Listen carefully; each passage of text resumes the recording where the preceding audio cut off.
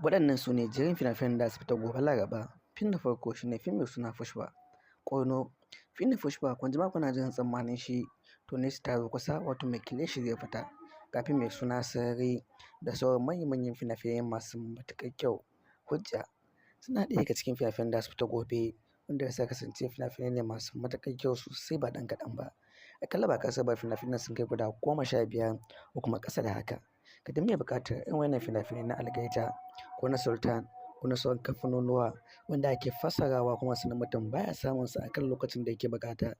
Nesa ta zo kusa, ga lambar wayar mu nan, mu ta hanyar WhatsApp ko kuma dai Telegram ko kuma dai ka kira mu domin shiga tsarukan group ɗinmu kuma dai tura ma ɗaiɗai ga masu kalla ɗaiɗai ko kuma wanda suke tura a kwamfuta, musamman wanda suke kudu, Nijar, sauran garuruwa wanda suna son yin sana'a ta tura kwamfuta amma sai dai ba su samun fina-finai akan lokaci ko kuma dai suna samun fina-finan amma sai dai sun yi tsada a inda suke karɓa. Sauƙi ya zo ma, mu ta wannan hanyar domin samun sauƙaƙawa da karɓar fina-finan Indiya masu matuƙar kyau.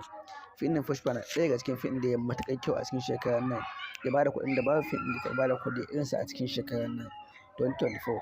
Fim ɗin Pushpa shi ne fim ɗin da ya rufe shekarar nan gaba ɗaya ta hanyar samun manya-manyan kuɗaɗe a tattare da shi.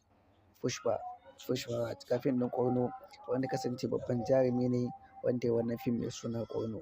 Shi ma dai a gobe Laraba zai fita insha Allah ba tare da ɓata lokaci ba. Akwai mutane da dama wanda suke neman Pushpa na ɗaya na biyu, su ma dai akwai su available da kuma dukkanin sauran fina-finai masu matuƙar kyau sosai ba ɗan kaɗan ba.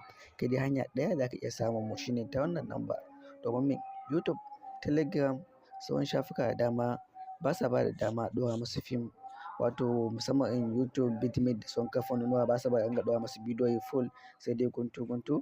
To wannan hanyar ce kaɗai za ka samu.